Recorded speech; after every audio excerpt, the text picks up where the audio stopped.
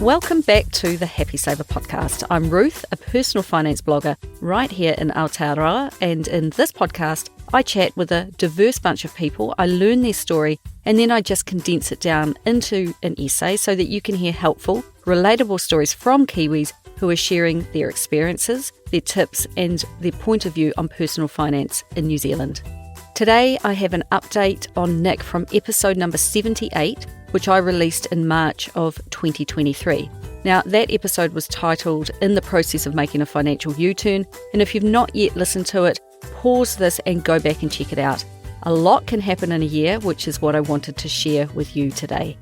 But to briefly recap the last episode, back in 2022, Nick began to email me, and her first ever email to me said that she had recently become obsessed with managing her money and saving for her future. She knew she didn't want to work forever. Retiring at the age of 56 was actually her aim, but she didn't understand how to go about achieving that goal.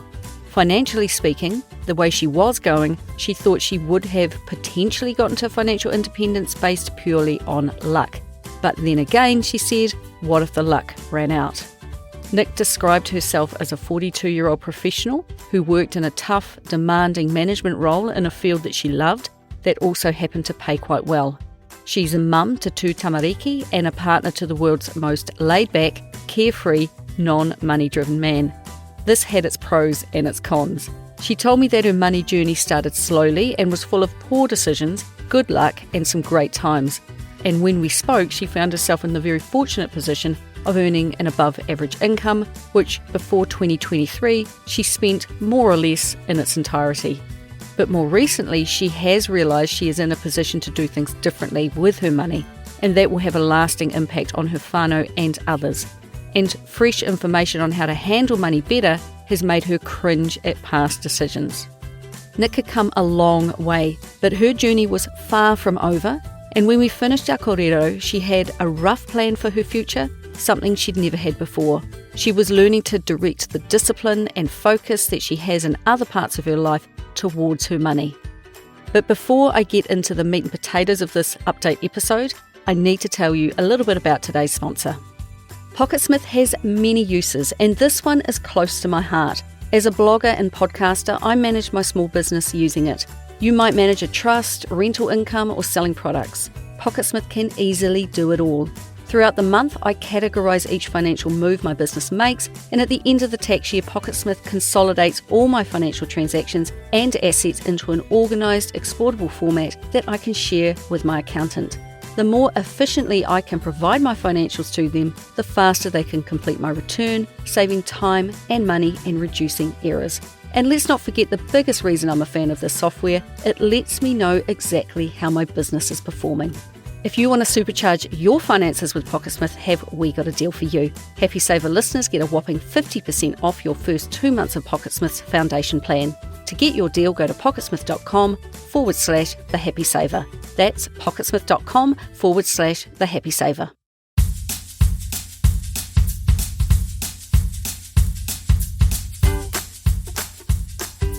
When Nick and I spoke in early 2023, Nick was still very new to the whole concept of personal finance, and long after we had finished the episode, I wondered how she was getting on. I would be lying if I didn't say I worried that she might slip into her old patterns of spending all she earned and not being overly concerned about being in debt. But a year after we spoke, an update email arrived in my inbox, something she had promised herself that she would do, and when Nick sets herself a job to do, she does it. She said it's been an interesting 12 months, and they are slowly but surely getting ahead. She knows this purely because she created her own wealth tracker to monitor her progress. It seems like a case of one step forward and then half a step back, as on occasions, in the last year or so, it seems her luck had deserted her. But even with some upheaval thrown into her life, plus some pretty ill-controlled budgets, she said they are still managing to pay down debt, lower their mortgage, and increase her KiwiSaver balance. I wanted to share her update because many of you listening will relate to her progress. New Zealand has been through a tricky few years, and some things we thought were certain, such as job stability, were suddenly less so. Mortgage interest rates have had a sharp increase, and the cost of living has risen. We have each felt the impact of this uncertainty in different ways. After the first podcast was released, Nick said she went on merrily living her life and following her financial plans of paying off her house by the age of 46, which is just a few short years away now, while also contributing to her KiwiSaver. She also intended to get her partner Frank more on board with the family finances and was keen to get this reluctant bloke to play an active role in the putia that flows in and out of their lives. But in mid-May 2023, the income that her financial plans relied on was under threat. Her company, which she had worked for a long time and loved working for, they unexpectedly announced a restructure which meant disestablishing her role. Her position was being made redundant. Given that her financial plans relied entirely upon that income, she suddenly entered a very uncertain world. In the past, if she had ever thought about what a redundancy package might look like, she would have always felt pretty comfortable with whatever was offered. The redundancy payout on the table was somewhere in the vicinity of $90,000, which is a very large amount. Nick had always thought that a redundancy payout would be a lovely golden handshake goodbye, but when she actually started to calculate her own numbers, she could see that if she lost her job, there was a squeeze coming, and she just couldn't afford to support the lifestyle that she was very accustomed to. And given that she really enjoyed working for this company, having your role restructured out of existence is a tough pill to swallow. And now her reality was that with a mortgage still to pay in a rising interest rate environment and the reality that her cost of living was relatively high, plus the fact she had no job to go to, well, there was not much comfort to be found in any financial offer her employer might make her. Now, you might be listening to this thinking, but it's 90 grand. Surely that is plenty. But when you still have a couple of $100,000 in debt still left to pay, very little saved for rainy days, and little saved for retirement, a $90,000 payout will hold the wolf from the door for a long time, but only if you slow down your financial goals. Now, Nick didn't want her newfound plans to be slowed down, and I was actually quite happy to hear this. She was given a lifeline when she found out that there were positions within the business that she could apply and interview for, but getting a job offer was not a certainty by any means. So Nick put a lot of thought into her options. After 20 years with this employer, should she take the redundancy, leave the company she loved, and start again somewhere afresh, or should she fight to stay? And at the end of the day, Nick knew she wanted to find a role and stay with the company. Even after being made redundant, she wanted to remain working to build a strong future for them, which sounds very magnanimous of her, don't you think? But the reality of her situation was that she also knew that employment opportunities in a similar role with similar pay in her part of the motu would be hard to find, if not impossible to come by. She looked around and saw that her pay would drop down to $150,000 at a push. And with kids still in school and a partner working his own job in the area, which was going really well for him, there was zero chance of them upping their lives to move to another area to chase high-paid work. So the long and the short of it was that Nick was successful in gaining a new role with her existing company with a bigger pay packet of $275,000 and a bonus scheme. Now, in regards to the bonus, it is not a given at all, and it could range anywhere from nothing to $80,000 a year. It's entirely dependent on her own performance in her role and the overall performance of the entire business. It has been zero in the past, so she doesn't factor this bonus into her budget at all due to the unreliability of it. And while she was successful in finding a new place with the company, many of her colleagues did not, and they lost a lot of great people in the process. What it also means is that the entire organisation has adopted a whole new way of operating, so she's had to heavily adapt and learn new systems and processes, which has been a challenge for sure. The geographical region she covers has greatly increased, plus she is now responsible for 200 plus staff who work across a really diverse range of roles within that much larger region. So she now has a much greater workload with a higher degree of stressful interactions, and she feels like she earns every single cent of her income for sure. Any spare time she used to have is also now gone. So this whole process, it took about 3 stressful months, and that entire period was full of change and uncertainty. She said that it was a really challenging time because it was not just her going through this, it was a company-wide restructuring that impacted her colleagues as well. And she said there were a lot of emotions going on for everyone. But in the midst of all of this, normal family life went on. So alongside this considerable upheaval, her family decided that their youngest child would benefit from attending a private boarding school in 2024, which has a healthy price tag of about $16,000 a year, adding another cost to the family budget. And this meant that Nick was running several career and budgeting scenarios in her head. One of them included finding a new job on lower pay, and the other included staying at the same one. And in regards to her child's schooling, she researched and discovered that there was about $4,000 of government funding available. Her child is attending a Catholic school, which is more than 50 kilometres away from their home, and if you want your child to continue with their religious education, there is funding to help pay for it. And she applied for it, and thankfully she got it. Plus, she spent 2023 slowly saving towards this known future schooling expense. She now has a strategy and a budget to pay for each school expense as it comes up throughout the year.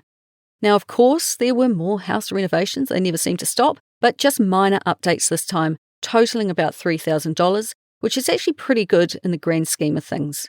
And when we spoke last time, she had given a $5,000 loan to a member of her whānau. This has since been paid back in full, and she added it to the $5,000 that they had in their small emergency fund, which is just as well because last year it got a thrashing when 2 very healthy vet bills wiped out $5,000 of it. So the $10,000 emergency fund didn't last long. Its balance dropped back down to just $5,000.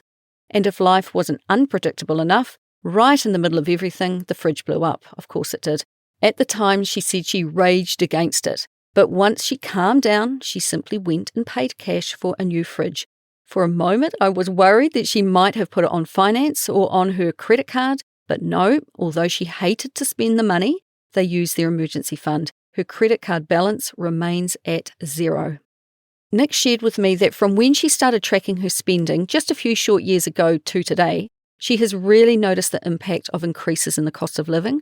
Remember that this family had a giant grocery and dining out spend? Well, they've reined that in. But even with that new discipline, she said that they still seem to spend ridiculous amounts on groceries each month, and most of us, I think, can relate to this. She's refreshed her budget, but found that tracking her spending had become a bit slack due to the stress and just the lack of time due to her increased work commitments.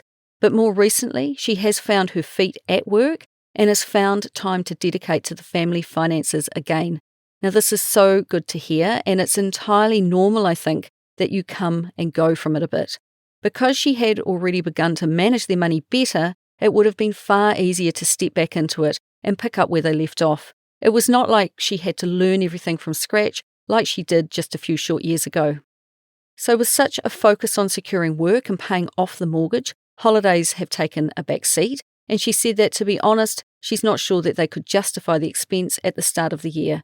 But she is planning and saving for one at the end of 2024. With 2 teenagers in the house, a picnic in the park or reading books at the library, well, it really doesn't cut it anymore. But they do have their boat, and they spend a lot of time out fishing and hanging out on the water with their dad, something that the entire whānau really enjoys. They had a quick break away to the city, but Nick found that it might have been a break for her partner and the kids, but for her it was all work. She organised the whole thing, she cooked, she sorted the activities and paid for everything. As enjoyable as it was, relaxing it was not. So she has new plans, a family cruise, paid for in cash at the end of the year, where once you are on board, you are fully on holiday. This lack of travel over the last couple of years is really unusual for them, given how much travel they did in the past when she said they literally earned half the money. But the difference for them is her additional payments to pay off the house. So the money is not being spent and used up, but instead put to good use for the long-term well-being of the whānau. And when they are finally completely debt-free, the holiday plans will step up a notch too. Nick said she can taste freedom ahead, but for now, it's about getting the job at hand done first, and then she can exhale. She sent me a copy of her wealth tracker, a spreadsheet she created for herself that listed assets and their values at the beginning and end of a 12-month period, and once again she was happy to share her numbers. Her KiwiSaver, which is in a high-growth Fisher fund, has increased by $24,000 up to a balance of about $95,000. Her Sharesies investments have stayed static at almost $3,000, while her priorities have moved to paying down debt instead. However, she is investing for her two tamariki, and each of their KiwiSaver balances has risen $1,700 to almost $2,500 each. Their Sharesies investments have risen a little too, with balances hovering around the $1,000 mark. I was hoping to see big changes in the balances of her debts, her two mortgages, and indeed I did. Despite the huge uncertainty around her paycheck, she kept the pressure on herself to pay down her debts as fast as she could. She has paid $17,000 off one of her two mortgages, dropping the outstanding balance to just $33,000. In early 2024, it was time to renew it again, and since we first got to talking, her interest rate moved from 4.89% up to 6.48%, and it is now at 7.05%.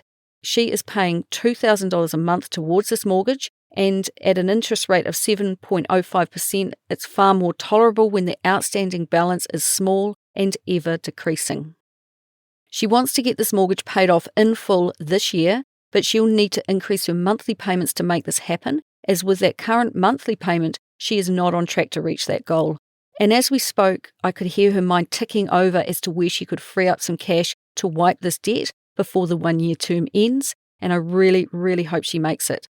Getting the full $33,000 paid off in full this year will be a big achievement. Her second mortgage has dropped from $214,000 to $167,000 since our last chat, so a $47,000 drop in this particular debt. The interest rate has also changed since we spoke, jumping from about 4% to 6.9%, and she is making $4,500 payments each month towards this debt. So in total, she has paid off $64,000 in mortgage debt, leaving just $200,000 left to pay. Having recently found some time in her busy schedule to rework her budgets, she is feeling confident that she has found another $500 a month that she can put towards these debts. And I think that clearing that smallest mortgage in full will be a huge emotional win. Plus it will free up that $2,000 to $2,500 monthly payment, which she can then put towards the bigger mortgage. Making a $7,000 monthly payment will see that bigger loan cleared in no time. And given her large income, this is the time to aggressively get out of debt, in my opinion. Why? Because she has seen what dropping her income down to $150,000 a year would do to her debt freedom plans. It would add years to it. So making hay while the sun shines makes a lot of sense. And on this current path, she is less than 3 years away from doing this, tantalizingly close. Nick is also keeping track of the price of the house itself. She estimates that its value has dropped by almost $100,000 in the last year to $750,000. She will have got this figure from one of the many house valuation websites that you can use. Now, of course, none of us know the value of our home until we actually sell it. And if you recall from the last episode, she had no plans of selling her property anytime soon, but it is handy to keep track of nonetheless. So, all in all, Nick thought that the overall financial summary over the last year wasn't looking too bad. $60,000 paid off the mortgage in a year, a good KiwiSaver contribution and increase in balance, some KiwiSaver and share purchases for the kids, money set aside for boarding school in 2024, and bigger ticket items such as servicing the boat they love, keeping their vehicles on the road and looking after their pets and adding to holiday savings. She is cash flowing all of these things throughout the year. Her big plans for 2024, which we are already 1/4 of the way through, are to have another serious year of paying down the mortgage. Nick really felt the impact of risk this year. When you owe other people money, you invite risk into your life. Nick said that the shock of not potentially having a job, it really did a number on her. When you risk losing your primary income, you shine a torch on your financial plans and you see how robust they really are. Nick really got the chance to feel the heat, the pressure and the financial risk of being unable to pay her mortgage, and she didn't like that feeling. And yes, if push came to shove and she could only secure a lower paid gig, she could renegotiate with the bank and pay lower monthly payments. But the point I want to make about becoming financially independent is that when disaster strikes, when you are completely debt-free, you are in a position where you don't have to consider what the bank thinks about your situation. And this fright made her realize that she was in, and thankfully remains in, a truly blessed position with a high income to make sure if this does happen again, she never wants to feel this vulnerable again. So this year and the following 2 years, she will continue to work much harder on having financial freedom with no debt. And that way she won't be forced to take on extra responsibility to remain in a job, but can instead make a career move doing what she wants to do for the number of hours she wants to do it for, and for whatever pay packet that comes with it. Now, for those with a good memory, there was a part of her previous episode where we talked about the large degree of separation between her and her partner's views of money in their relationship. Essentially, he made his money and spent it how he wished, while she made her money and spent it on the entire family. What was his, and what was hers was theirs. I thought this needed to change, and she did too, because it's hard to reach a common goal if you manage money so differently. And I'm not going to lie to you, it just sounded really unfair and a little selfish. She said that consolidating their putia didn't eventuate between her and her partner Frank, and they did really try to talk about it. He is still not the best with managing his money, and not on board with getting on board with the family finances. It's a missed opportunity that they are still not working together with their money, as I think it does put the heavy lifting on her shoulders. The uncertainty with her job really put the pressure on Nick as she juggled the mental load of working out if they were all going to be okay. It was really stressful. She really wanted his input into their situation and asked him to step up and help her navigate a way through. Really, this conversation goes way beyond the actual money and points instead to the relationship you're in. It's about one person saying to the other, please help me, I need your input to know that I and we are helping our family of 4 head in the right direction. Because in my view, the other person might see or know something that the other doesn't, and having shared wisdom is just so beneficial. And if a couple comes together and it all goes well, it makes the team so much stronger. But if something goes wrong, there's no blame being placed, but instead a shared understanding of what didn't work and what they might do differently next time. In my view, if your spouse is saying, work with me please, and is asking for your help, you must help. It's just part of being a loving spouse. She thought they had talked about their money and he was saying all the right things, perhaps just to appease her, but ultimately there was no follow-through. So for now, Nick appears to be steering the waka on her own, but she's not giving up just yet and will continue to work on their financial lives as a couple in 2024. Frank is now earning almost $40 an hour and working between 20 to 30 hours a week, and Nick is helping him with his bookkeeping. But she has also forced him to step up and take over the payment of some bills, particularly the ones in relation to his hobbies, and this frees up her money to put against their mortgage. I know they're probably both busy, but finding time just once a week to check in for 10 minutes will keep the conversation around money alive, and she said that they have been able to chat, and she has learned a little more about how he grew up and how his own family handled money, and she's gained some insight into why he thinks about his money being his money alone. So that is something to keep on talking through, in my opinion, and despite not finding common ground yet, they are talking, and I hope that they never stop trying to work as a financial team. Nick's goal remains to make work optional by the time she is 56, and her plans to achieve this are still in the creation phase. But phase 1 is definitely becoming mortgage-free while also paying into her KiwiSaver. As soon as she makes her last mortgage payment, she will be able to turn her salary away from paying off debt towards investing in assets outside of her KiwiSaver that can pay her an income in early retirement. Now, make no mistake, this second goal is a huge one. To use some very rough math, if she were to pursue financial independence using a large broad-based ETF or index fund investment such as the US 500, or a total world type fund, she would aim to invest 25 times her annual expenses. For example, if you spend $40,000 a year, you need to have $1 million invested. Then, when retirement arrives and 56 years old is her aim, she can sell off 4% each year or $40,000, giving her enough to cover her annual expenses and leaving the investment to continue to grow and compound. It works, and I know a lot of people using this strategy in their retirement, but it will take a lot of money, commitment to the process of investing, and time. The more you spend each year, the higher the total investment balance needs to be in order to generate that income, and it already seems likely that she will need a lot more than $40,000 a year to live. So I hope she is up for the challenge. I suspect she might be. Still, even if life throws in a few curveballs along the way, just embarking on this plan of hers is going to get her in a much better financial position than if she had never tried. I think of it this way. For every $100,000 I have invested, that can generate $4,000 of putia that I can use in my life. So the more multiples of $100,000 I have, the less reliant I am on an income. So I look forward to staying in touch as she transitions into the next phase in a couple of years' time. So there you have it, a great update from Nick about a tough period of her life. But before I wrap up, I've got a final message from today's episode sponsor. If your finances are holding you back from living the life you want, try Pocketsmith out.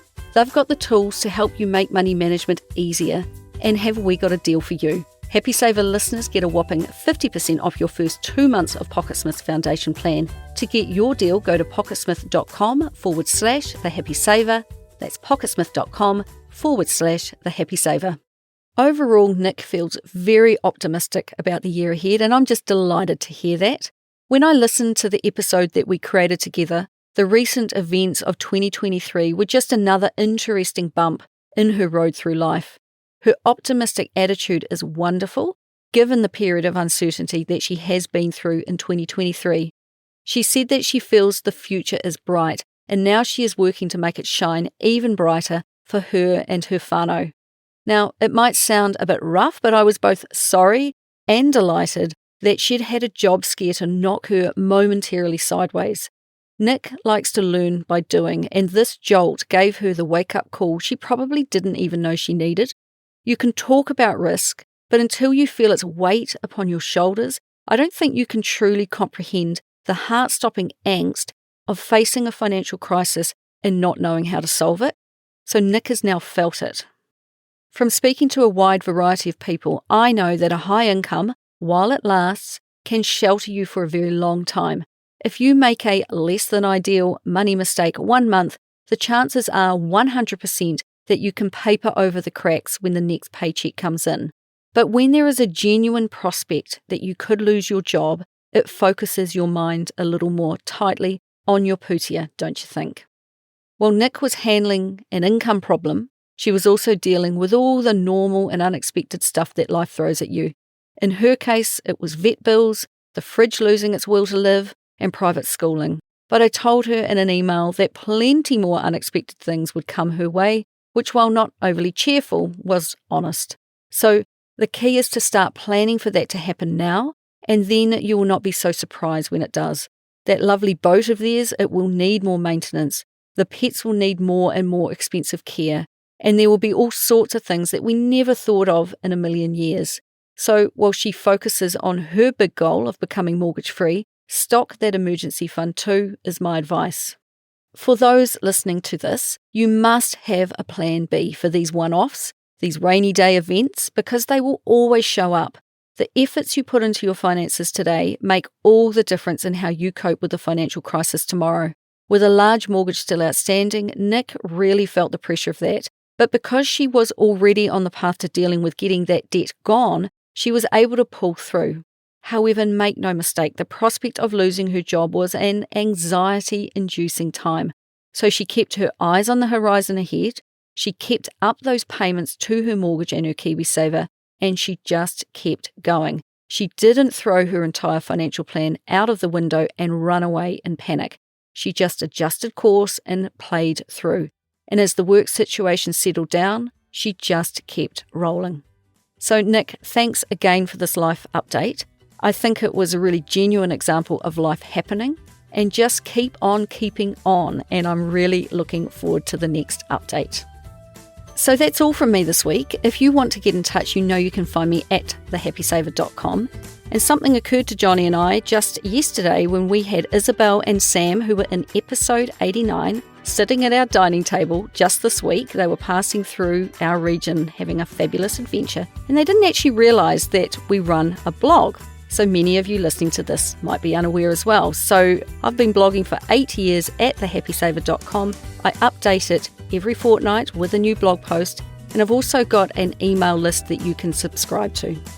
And then finally, all that's left to say is please do share this podcast with your friends. It is the best way that people can learn about the podcast. And I would love it if you would talk more about Pūtea with your own friends and whānau and help me continue to help others be better with money. So until next time, happy saving.